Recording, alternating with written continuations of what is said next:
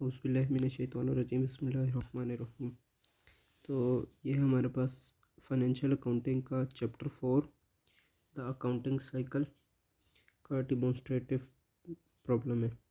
तो इसके अंदर एक कंपनी है इंटरनेट कंसल्टिंग सर्विसेज, जिसने एडजस्टिंग एंट्री करनी होती है हर मंथ के लिए। तो ये क्वेश्चन जो हमें दिया हुआ है ये दिसंबर 31 2005 तक अनएडजस्टेड ट्रायल बैलेंस दिया हुआ है, और इस क्वेश्चन में बता रहे हैं कि 11 मंथ की पहले से एडजस्टमेंट हुई हुई है, आपने दिसंबर की एडजस्टमेंट करनी है। तो इसके अंदर ये सारे cash, consulting fee receivable, prepaid office rent, supplies, equipment, accumulated depreciation, income tax payable, capital stock, dividends, salaries expense, telephone expense and ये सारे टैक्स हैं। ये आपका ट्रायल बैलेंस अनएडजस्टेड है और इसका बैलेंस 353030 तो दोनों तरफ का बराबर है, और ये अनएडजस्टेड है, इसको भी एडजस्ट करना है। ये हमें फॉलोइंग इंस्ट्रक्शंस दी हुई हैं, जिसको देखकर हम देखेंगे क्या क्या क्या हमें एडजस्ट करना पड़ेगा। जिस तरह के इसमें हमें रेंटल एडजस्ट करना पड़ेगा, इसमें ड्यूज़ एंड सब्सक्रिप्शन एडजस्ट करने पड़ेंगे। तो इसका आगे हम तरीका देखते हैं कि किस तरह करना है और ये किस तरह सॉल्व करना है। क्वेश्चन जो हमारे पास है उसके अंदर हमने पार्ट ए में एडजस्टमेंट करनी है, पार्ट 2 में जिस जिस चीज़ में एडजस्टमेंट हुई है वो चीज़ें लिखनी है, और उसके लिए सेपरेट सा एक रिपोर्ट बनानी है। थर्ड में हमने नेट इनकम निकालनी है, जिसमें रेवेन्यू और एक्सपेंसेस होते हैं, एक्सपेंसेस। अब सबसे पहले इसको सॉल्व करने के लिए ये हमने इस तरह का बना लेना है। ये आपको पेन से लिखा हुआ नज़र आ रहा होगा, लाइट इंक से कैश 49,100। ये नीचे मार्कर से लिखा हुआ नज़र आ रहा होगा 100, एंड फिर नीचे पेन से लिखा हुआ आ रहा होगा। तो ये जो पेन से सारे लिखे हुए prepaid office expense, prepaid dues and subscription, supplies, उसके बाद equipment, note payable, income tax payable, capital stock, retained earning, dividends, telephone expense. तो ये इस तरह आपने पहले सारा पेन से लिख लेना है और बीच में एक एक लाइन छोड़ देनी है। वो मैं बताता हूँ बाद में कि किस वजह से छोड़नी है। ये देख लें जहाँ पर ये टोटल हो रहा है, ये पेन से बॉल पॉइंट से लिखा हुआ लाइट राइटिंग में 353030। तो ये दोनों तरफ का बैलेंस बराबर है। अब मैं आपको बताता हूँ कि एडजस्टमेंट एंट्री को हम किस तरह शो कराते हैं। मतलब कि ये जो बॉल पॉइंट से लिखे हैं लाइट इंक से, ये अनएडजस्टेड है, और ये जो मार्कर से क्रॉस करके लिखी हुई हैं ये एडजस्टेड है। तो ये अभी आगे मैं आपको बताता हूँ कि क्या तरीक़ेकार है। सबसे पहले हमने जनरल जर्नल बना लेना है, जिसके अंदर यहाँ पर date, account title and explanation नीचे लिखनी, और डेबिट हो रहा है क्रेडिट हो रहा है वो मैं आपको अभी बताता हूँ।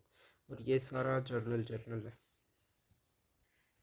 अब इसके अंदर फर्स्ट जो हमारे पास इंस्ट्रक्शन दी हुई है उसके अंदर कह रहा है कि कंपनी ने साइन किया है न्यू रेंटल एग्रीमेंट, तो जिसकी अमाउंट है 2100 पर मंथ। तो अब इसको जनरल जर्नल में इसकी पोस्टिंग किस तरह करनी है। Debit to credit, and debit में हमेशा आपके पास आएगा एक्सपेंस। यहाँ पर आपकी बात हो रही है रेंट एक्सपेंस, कंपनी को जो देना है, तो ये एक्सपेंस है कंपनी के लिए। रेंट एक्सपेंस आपका डेबिट में आ जाएगा, और प्रीपेड रेंट एक्सपेंस वो आपका आ जाएगा। यहाँ पर प्रीपेड रेंट एक्सपेंस लिखा हुआ है, जिसका मतलब है प्रीपेड, पहले से पेड किया हुआ, और स्टेटमेंट में भी हमें यही बता रहे हैं कि दिस एडवांस पेमेंट। तो ये हमारे पास आ जाएगा क्रेडिट में, डेबिट टू क्रेडिट रूल।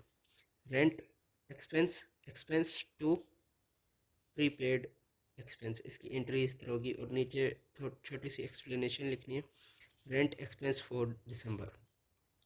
अब स्टेटमेंट 2 देख लेते हैं, dues and subscription expiring during December amounted to $50।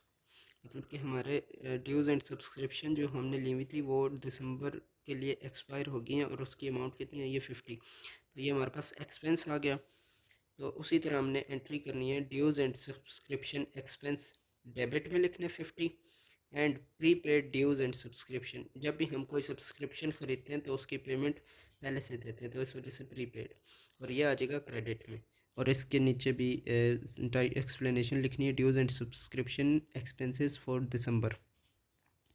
अब ये सप्लाइज़ का एक एस्टिमेट लगाया जाता है कि मतलब कि on hands was made 31 December, the estimate cost of unused supplies was $450, मतलब कि $450 है ना।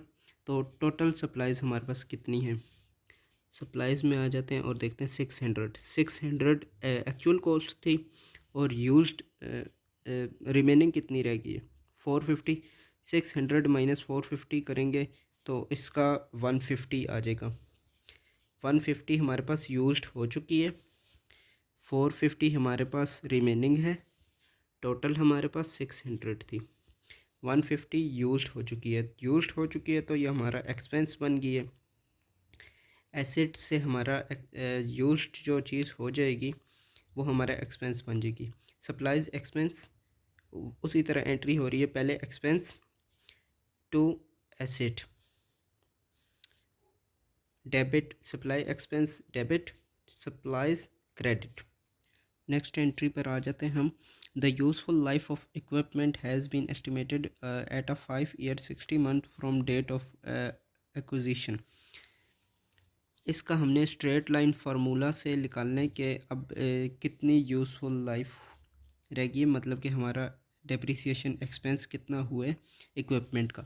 तो टोटल इसकी अमाउंट थी 36,000 minus salvage value, salvage value यहाँ पर गिवन नहीं है तो ज़ीरो पुट करेंगे, डिवाइडेड बाय 60 मंथ्स है ना, तो डिवाइडेड बाय 60, तो ये हमारे पास आ जाएगा 600, ये 600 ये, तो ये कैलकुलेट करके लिखा हुआ है डेप्रीसिएशन एक्सपेंस इक्विपमेंट का, डेबिट में आ गया, एक्सपेंस हमेशा डेबिट में आ गया, और जो आपका एक्यूमुलेटेड आपने एक अंदाज़ा लगाया एक्यूमुलेटेड डेप्रीसिएशन इक्विपमेंट की 600, ये वही वाला फार्मूला लिखा हुआ है जो अभी मैंने बताया, डेप्रीसिएशन एक्सपेंस फॉर दिसंबर।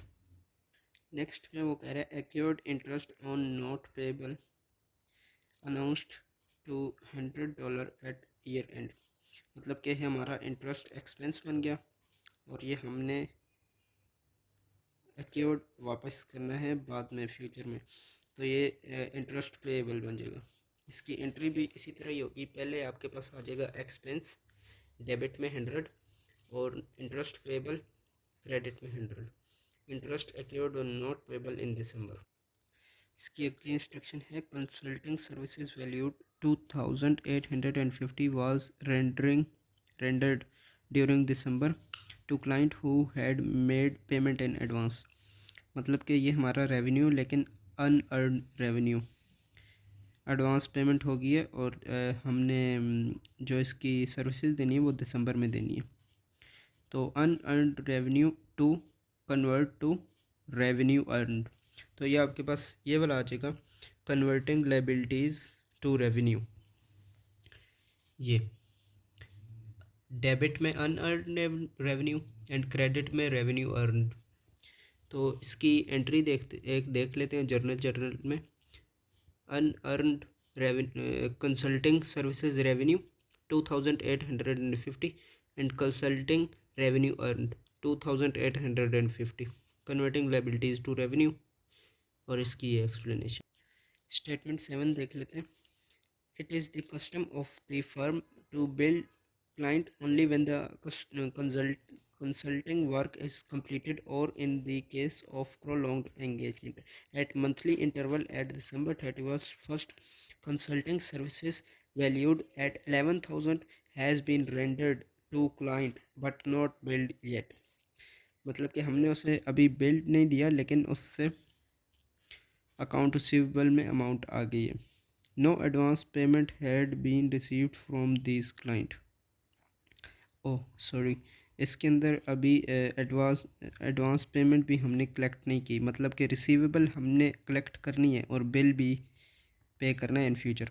तो ये कौन सी टाइप है हमारे पास, एक्वायरिंग अनकलेक्टेड रेवेन्यूज़, डेबिट में अकाउंट रिसीवेबल एंड क्रेडिट में सर्विस रेवेन्यू अर्न, रेवेन्यू में earn now and collection of cash will be accrued in future time period.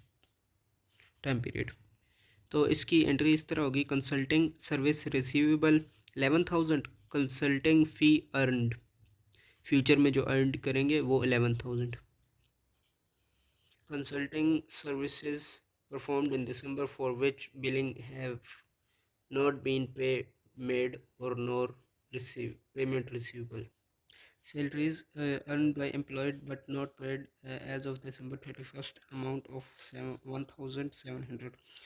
तो ये हमारे पास सैलरीज एक्सपेंस आ जाएगा, salaries expense debit, salaries payable जो हमने पे करनी है दिसंबर के आखिर में, अभी पे नहीं हुई, तो दिसंबर के आखिर में हम पे करेंगे 1,700। ये नंबर 9 अगर आप पढ़ें तो ये बड़ी इंटरेस्टिंग है और बड़ी कंफ्यूजिंग भी है। Income tax expense for the year is estimated 56,000, मतलब कि होल ईयर का 56,000, of this amount 51 has been recognised as the expense of prior month, मतलब कि पिछले 11 महीनों के लिए 51,000 एंड ओवरऑल 56, तो 56 माइनस 51 5,000। ये जो रिमेनिंग स्टेटमेंट है ये जस्ट कंफ्यूजिंग है कि कितने अभी इनकम टैक्स अथॉरिटी को दिए हैं और कितने देने हैं, कितने रिमेनिंग है। बस आपने अपना इनकम टैक्स एक्सपेंस मालूम करना है, जो पहली स्टेटमेंट से पता लग रहा है कि 5,000 है। तो इधर हम एंट्री कर देंगे इनकम टैक्स एक्सपेंस 5,000 डेबिट में and income tax payable 5,000 credit में। तो ये हमारे पास जर्नल बन गया। अब इसकी एंट्री, अब हमने इसको एडजस्टमेंट किस तरह करनी है, जिस तरह हम पहले ट्रांजैक्शन पे आ जाते हैं, रेंट एक्सपेंस, ये आपका किस में लिखा हुआ है, डेबिट में, तो इसको रूल के तहत अप्लाई करेंगे, डेबिट में है। और अगर आप इधर अपना रेंट एक्सपेंस ढूंढ लें तो ये भी डेबिट में, डेबिट जब होंगे तो ये दोनों ऐड होंगे, तो ऐड जब करेंगे तो हमारे पास 24,100 आ जाएगा। तो जिस तरह अभी हमने देखा जर्नल में डेबिट था और ट्रायल बैलेंस में भी आपके पास अमाउंट डेबिट में थी, तो ये दोनों ऐड हो गई हैं। तो यहाँ पर प्रीपेड रेंट एक्सपेंस है, तो इसको हम ढूंढ लेते हैं इधर जर्नल, इसको ट्रायल बैलेंस में हमारे पास नहीं है, तो इधर से हम अपनी एंट्री करके लिख लेंगे अपनी तरफ से, प्रीपेड रेंट एक्सपेंस 2,100।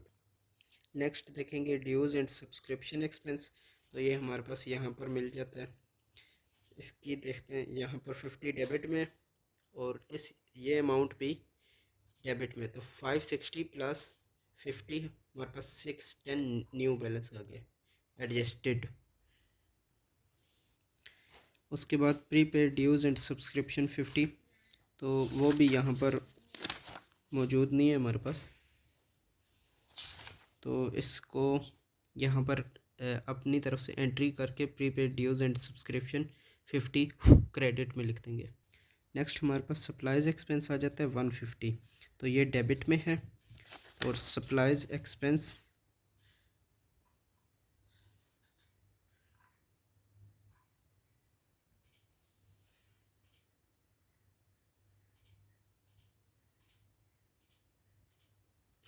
तो सप्लाइज एक्सपेंस यहाँ पर हमें मिल गया नेक्स्ट पेज पे 1,600 एंड यहाँ पर हमारे पास कितना था सप्लाइज एक्सपेंस 150 डेबिट में एंड ये भी डेबिट में 1,600, तो 1,600 प्लस 150 ये हमारे पास आ जाएगा 1,750। नेक्स्ट सप्लाइज के लिए भी इसी तरह कर लेंगे।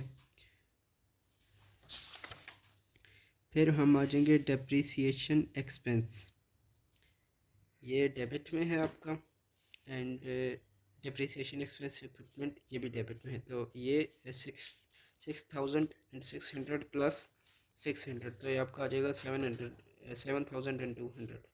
एक्यूमुलेटेड डिप्रिसिएशन का भी इसी तरह कर लेंगे, ये है आपके पास अमाउंट क्रेडिट में एंड जब ट्रायल बैलेंस में आते हैं तो ये भी आपके पास है अमाउंट क्रेडिट में, तो 1,0,200 प्लस 600 जब ऐड करेंगे तो हमारे पास एडजस्टेड बैलेंस कितना आ जाएगा 10,800।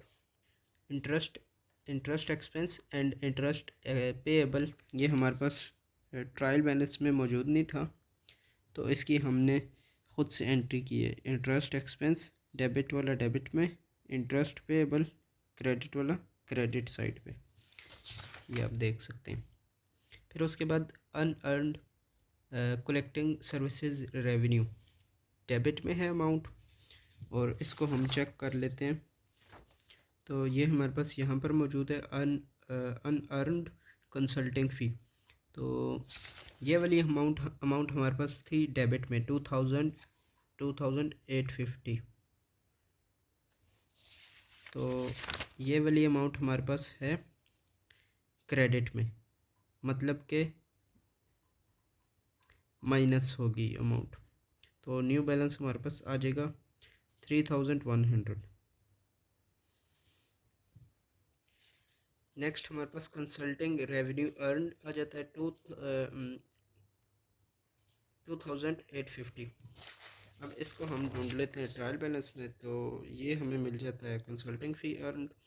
तो सबसे पहले बैलेंस है हमारे पास 257180, उसमें ऐड करेंगे 2850, तो न्यू बैलेंस आ जाएगा 259950।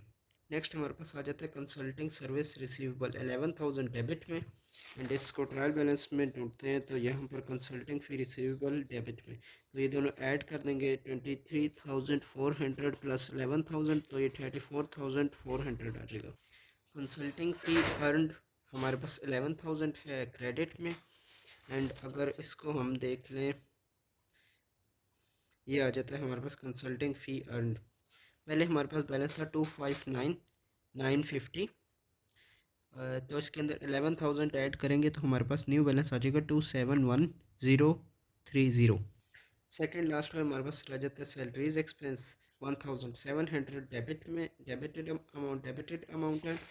और यहाँ पर जाके देखेंगे सैलरीज एक्सपेंस, ये भी डेबिट अमाउंट है, मतलब कि 88,820 प्लस 1700। तो ये आपके पास न्यू बैलेंस एडजस्टेड आ जाएगा सैलरीज एक्सपेंस का दिसंबर 31 दिसंबर 2005 तक का 90,520। एंड सैलरीज पेएबल हमारे पास इधर पहले से मौजूद नहीं था, तो हमने एंट्री कर दी है, एडजस्टेड एंट्री की है। क्रेडिटेड में अमाउंट थी, क्रेडिटेड में उसी तरह लिख दी। लास्ट में हमारे पास इनकम टैक्स एक्सपेंस 5000। तो इधर हम एंट्री में ढूंढ लेते हैं, हमारे पास मौजूद है जी, ये रहा income tax expense 51,000 plus debit amount, and this one also is a debit amount, so add both of them 56,000। so ये हमारा एडजस्टेड ट्रायल बैलेंस में 56,000 इनकम टैक्स एक्सपेंस आएगा। और इनकम टैक्स पेएबल हमारे पास यहाँ पर पूरा मौजूद नहीं था, तो इस वजह से हमने न्यू एंट्री कर दी। इनकम टैक्स पेएबल क्रेडिट में था, क्रेडिट की एंट्री कर दी। तो ये पूरा हमने अनएडजस्टेड ट्रायल बैलेंस को एडजस्टेड ट्रायल बैलेंस कर दिए। अब जस्ट क्या करना है कि डेबिटेड अमाउंट सारी ऐड कर लेनी है। ये डेबिटेड अमाउंट ये सारी ऐड करेंगे तो हमारे पास आ जाएगा 373,580। एंड जब क्रेडिट अमाउंट को ऐड करेंगे तो सेम बैलेंस आना चाहिए। अगर सेम बैलेंस नहीं आता मीन्स आपने कहीं पर गलती की है 50, तो ये करेंगे तो ये हमारे पास सेम बैलेंस आ रहा है। तो ये हमारे पास क्वेश्चन था टोटल। और लास्ट में हमने जो नेट इनकम बनानी थी उसका सिंपल सा फार्मूला होता है रेवेन्यू माइनस एक्सपेंस। तो रेवेन्यू हमारे पास जस्ट एक है 271030, and expense salaries expense, telephone expense, rent expense, supplies expense, dues and subscription expense, depreciation expense, and ये सारे हमारे पास एक्सपेंस आ जाते हैं। तो इन सारों एक्सपेंसेस को ऐड करके जो अमाउंट आती है 18187,030, revenue amount minus expense amount, तो ये हमारे पास आ जाएगी नेट इनकम 84,000। तो ये आपका टोटल क्वेश्चन था, और ये पार्ट बी है जो आपकी चेंजेस हुई हैं सैलरीज एक्सपेंस, मतलब कि आपकी अमाउंट चेंज हुई है तो वो लिखनी है। कंसल्टिंग फ़ी अर्नड, तो ये आपने बना लेना है, ये इजी है, ये आप एडजस्टेड ट्रायल बैलेंस से भी उठा के कर सकते हैं। होप सो आपको आज की वीडियो अच्छी लगी होगी। अगर अच्छी लगी है तो सब्सक्राइब कर दें ताकि और भी वीडियो देख सकें इसी तरह की फाइनेंशियल अकाउंटिंग की। एंड लाइक कर दीजिएगा वीडियो को। Thank you so much.